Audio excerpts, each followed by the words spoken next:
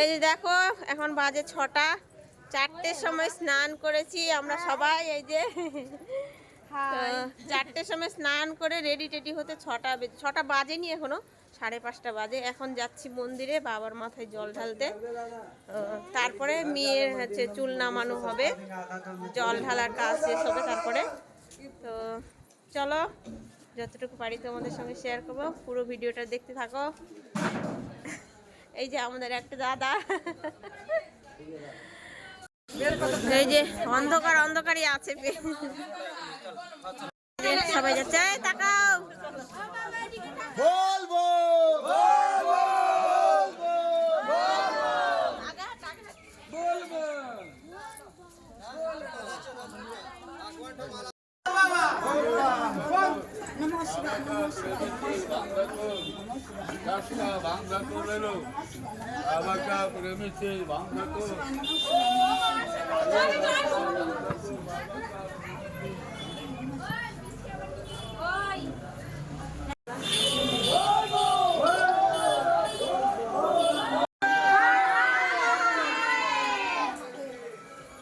জয় শিব শম্ভু, জয় শিব শম্ভু। একই লাইনে যাবে, এই তো এসছে পিসিরা। ডালে কে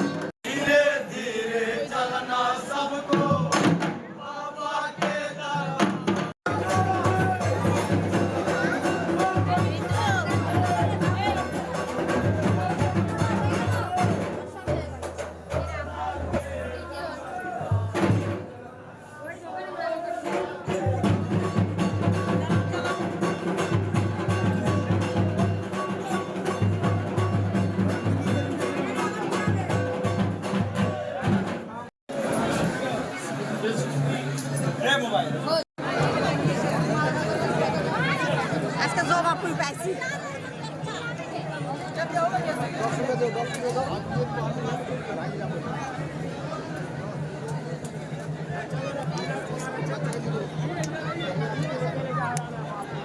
ঋতুকে দিয়ে নাও, ঋতু, হ্যাঁ ঋতু, বেশি গায়ে গায়ে।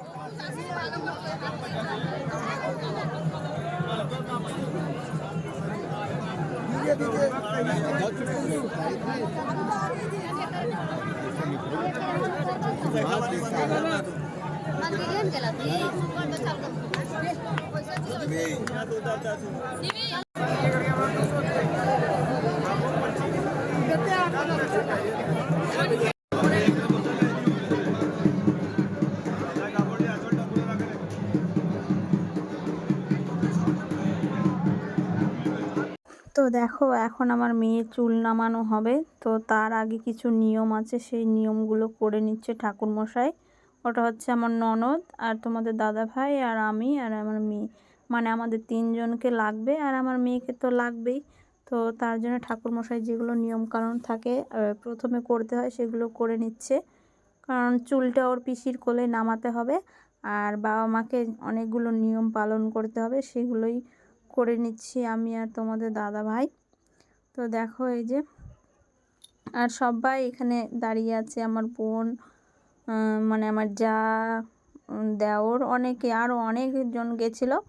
সবারই তো নাম বলা সম্ভব নয়, অনেকজন, আমার ভাগ্নিরা, ননদ, অনেকজন গেছে। তো সেগুলো নিয়মকানুনগুলো করে নিচ্ছি। এদিকে দেখো, মানে পুজো করতে হয় কেমন করে জানি না। তো যাই হোক, তখন জানি না কী কারণে এমন মানে কেঁদে ফেলেছি, আর তোমাদের দাদা ভাইও কেঁদে ফেলেছে, আমার ননদও, আমরা তিনজন একইভাবে কেঁদেই যাচ্ছি। আমার মেয়েও লাস্টে কেঁদেছিল, যখন চুল নামাচ্ছিল ওর, তখন কেঁদেছিল অনেক, কারণ চুলটা অনেক দিন থেকে ওর মাথায় আছে, তো একটা মায়া পড়ে গেছে। আর আমার কি জানি না কেন, যখন ঠাকুরমশাই মন্ত্র পড়ছিল তখন এমনিতেই খুবই কান্না পাচ্ছিল।